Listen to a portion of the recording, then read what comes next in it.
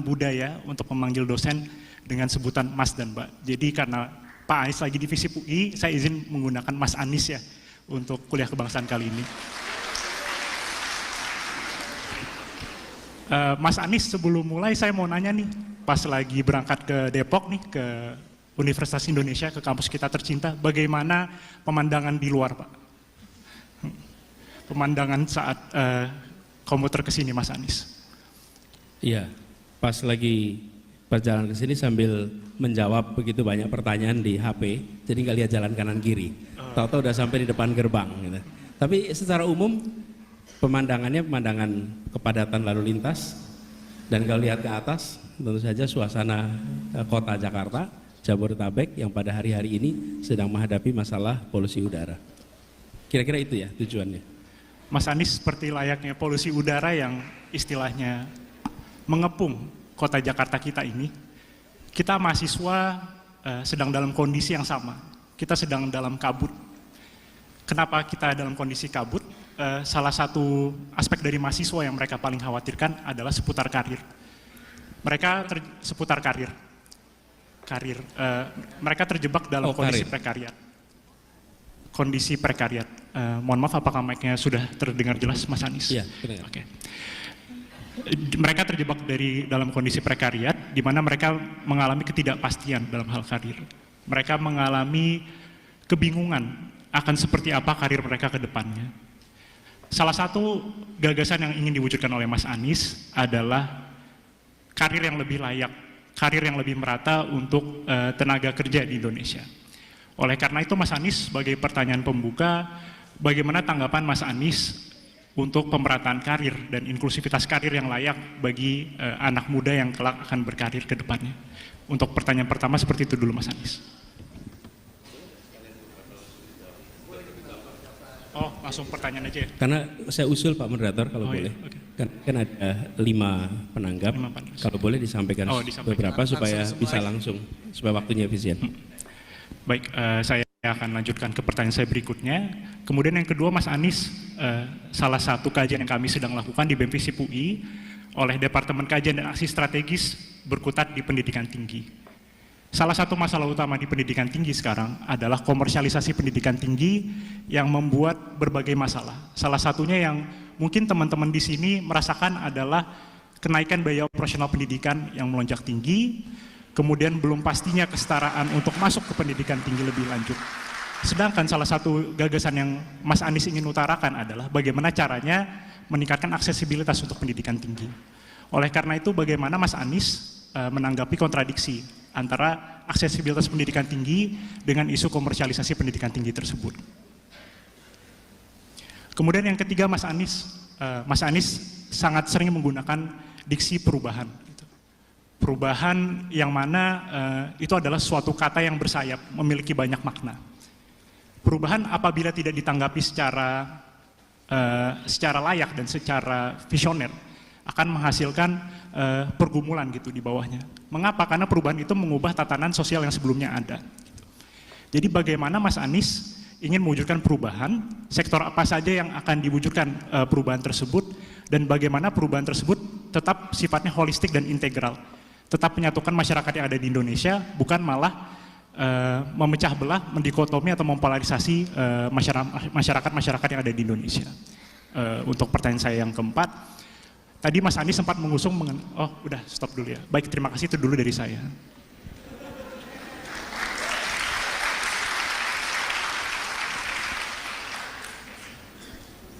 Ya, makasih. Kalau ke mahasiswa panggilnya apa? Mas juga? Biar nggak salah gitu. Bung. Oke, Bung. Oke, Bung Rafka, terima kasih atas pertanyaannya. Pertama, ini yang disampaikan Bung Rafka ini menggambarkan apa yang menjadi aspirasi begitu banyak. Sudah sekolah, sudah kuliah, ketika itu semua selesai, ternyata lapangan pekerjaannya terbatas. Sementara kita sering bilang, jangan beri ikannya, beri kailnya. Ya, beri kailnya, masalahnya kolamnya udah habis dikapling-kapling. Jadi nggak bisa tuh pakai kail yang ada. Nah, saya melihat begini, tadi saya sampaikan soal pertumbuhan di Indonesia. Pertumbuhan ekonomi itu apa? Pertumbuhan ekonomi artinya kegiatan perekonomian yang bertambah. Kegiatan perekonomian yang bertambah yang harus menyerap lapangan kerja. Paling banyak di mana? Paling banyak di sektor mikro dan kecil. Paling cepat menyerap lapangan pekerjaan. Jadi ketika saat ini konsentrasi perekonomian itu hanya mayoritas ya 50% lebih di Pulau Jawa, itu artinya penyediaan lapangan pekerjaan juga berada di Pulau Jawa. Sementara yang pada kuliah ada di mana-mana. Ujungnya dari mulai SMA banyak yang sudah pindah ke Jawa, kuliahnya di Jawa supaya dapat pekerjaan di Jawa. Nah itu yang harus kita selesaikan. Jadi saya melihat solusinya dalam jangka pendek adalah penyediaan lapangan pekerjaan dengan mendorong sektor mikro. Cara mendorong sektor mikro bagaimana? Beberapa hal. Satu, insentif fiskal diberikan. Jadi misalnya rendahnya pajak untuk sektor mikro, itu insentif fiskal. Yang kedua, diberikan akses permodalan. Bank-bank milik negara dapat arahan untuk membantu yang mikro dan kecil, sehingga mereka mengejar KPI-nya itu bukan pada return yang tinggi, tapi KPI-nya pada penyediaan lapangan pekerjaan lewat sektor mikro. Jadi berbondong-bondong mencari usaha mikro untuk dibiayai. Usaha mikro salah satu tantangan utamanya adalah pembiayaan. Dibuat agar persyaratan untuk pembiayaan menjadi lebih sederhana. Hari ini seringkali meminjam uang untuk kegiatan mikro persyaratannya sama kompleksnya dengan meminjam uang untuk skala menengah dan besar. Dan efeknya usaha mikro sering sekali sulit untuk berkembang. Yang ketiga, zonasi yang harus diubah. Kenapa? Banyak sekarang industri rumahan yang memerlukan izin, tapi kalau zonasinya tidak memungkinkan, Anda tidak bisa izin. Saya contoh, misalnya Bung Rafka rumahnya di sebuah kawasan perumahan begitu, lalu Rafka punya kegiatan usaha untuk membuat kaos-kaos, topi-topi. Lalu Rafka ingin dapat izin usaha supaya bisa dapat NPWP, supaya dapat IUMK, izin usaha mikro kecil. Kalau punya NPWP, punya IUMK, maka Anda bisa daftar ke pasar online, bisa jualan online. Tapi begitu mengajukan izin, dilihat lokasinya di mana, di rumah. Oh, ini bukan zona usaha. Karena bukan zona usaha, tidak dikeluarkan izin usaha. Padahal Anda tidak membuat pabrik, Anda tidak membuat pertokoan. Ini adalah usaha rumahan yang hanya pakai satu ruangan di kamar Anda. Itu sektor mikro. Nah, di sisi pemerintah aturan zonasinya harus melakukan penyesuaian. Jadi dengan cara begitu, hal-hal ini nampaknya kecil-kecil teknis, tapi itulah yang akan membukakan lapangan pekerjaan ketika sektor mikro itu dibuka. Lalu yang kedua, terkait dengan komersialisasi pendidikan tinggi. Setuju sekali. Kalau boleh saya berbagi sedikit rekam jejak Prof. Aji. Saya menulis tentang ini tahun 97. Judulnya Industrialisasi Pendidikan Tinggi. Dan saya mengkhawatirkan sekali tahun 97 gejala industrialisasi sudah masuk di perguruan tinggi di Indonesia. Dan ini gejala yang sekarang kita rasakan dampaknya. Jadi 97 ke sekarang itu hitungannya 25 tahun. Nanti saya bisa bagi ke Anda artikel itu. Concern apa? Kami termasuk yang melihat perguruan tinggi dan pendidikan, semua pengeluaran negara untuk ini jangan dipandang sebagai biaya, tapi harus dipandang sebagai investasi. Karena itu kita tidak usah ragu untuk mengeluarkan anggaran yang cukup agar pendidikan tinggi bisa menjadi tempat untuk pendidikan, tempat untuk pelatihan dalam artian untuk scientific, dan juga tempat pengembangan ilmu. Tidak dibebani tugas untuk mengelola mencari dana untuk kegiatannya. Negara yang harus hadir. Jadi kami melihat biaya kuliah yang sekarang tinggi harus diubah menjadi biaya kuliah yang murah, yang terjangkau oleh seluruh keluarga yang ada di Indonesia. Jadi UKT ya, sekarang istilahnya UKT.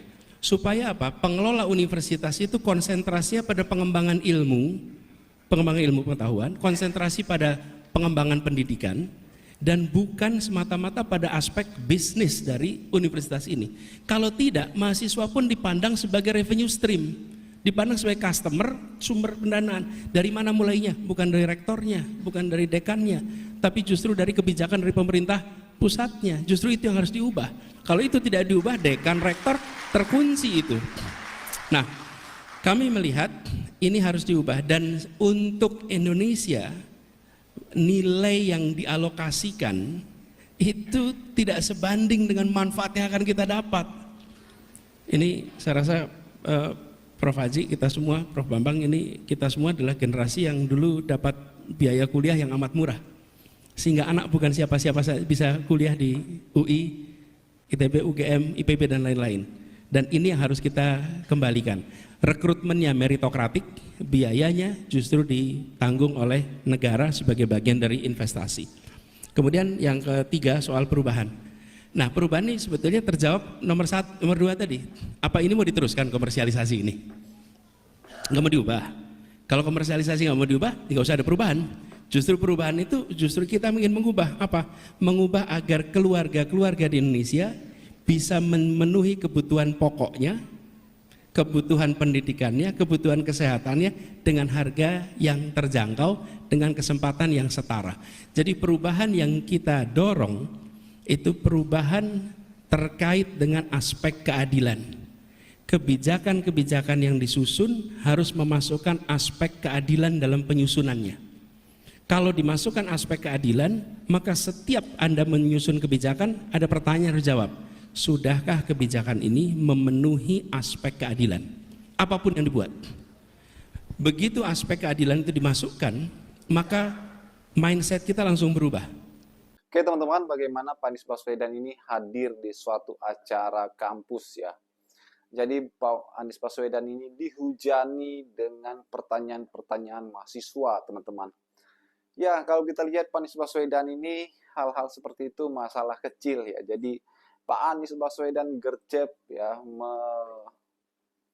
teman-teman, menjawab setiap pertanyaan-pertanyaan dari mahasiswa. Kalau kita lihat Pak Anies Baswedan ini kan seorang dosen teman-teman, seorang akademisi yang mempunyai pengetahuan, ya, kecerdasan, kepintaran yang luar biasa di bidangnya teman-teman ya.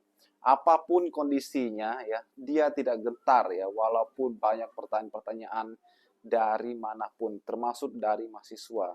Tidak kayak siapa? Wapres ya teman-teman ya, Wapres terpilih ya. Jarang sekali kita tidak pernah melihat Gibran hadir di satu kampus untuk menghadiri suatu pertemuan mahasiswa teman-teman ya. Apakah Gibran takut ketika ditanya oleh mahasiswa? Kita juga tidak tahu teman-teman. Bagaimana menurut kalian? Sekarang kita diskusi di kolom komentar teman-teman ya. Sampai jumpa lagi di video berikutnya. Salam.